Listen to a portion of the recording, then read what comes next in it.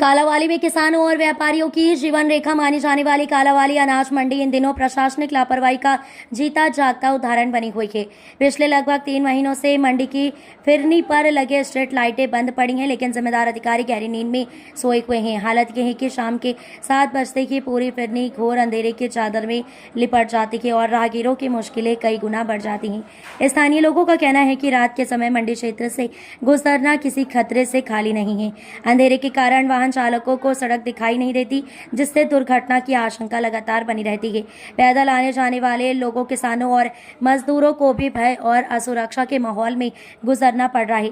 सबसे बड़ा सवाल यह है कि आखिर मार्केट कमेटी के अधिकारी और सचिव किस बात का इंतजार कर रहे हैं? क्या किसी बड़ी सड़क दुर्घटना, लूटपाट या आपराधिक वारदात के बाद ही प्रशासन की आंखें खुलेगी?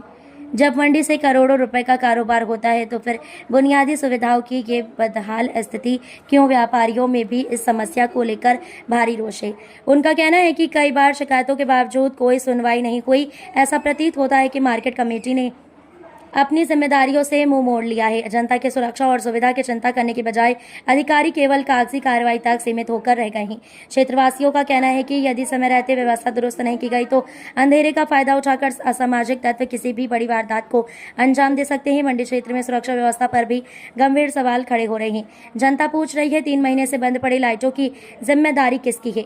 क्या मार्केट कमेटी किसी बड़े हादसे का इंतजार कर रही है? आखिर जनता की सुरक्षा से ये खिलवाड़ कब तक?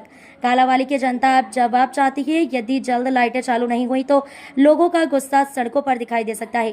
प्रशासन को चेत जाना चाहिए, क्योंकि अंधेरे में डूबी ये मंडी अब व्यवस्था की पोल खोल रही है।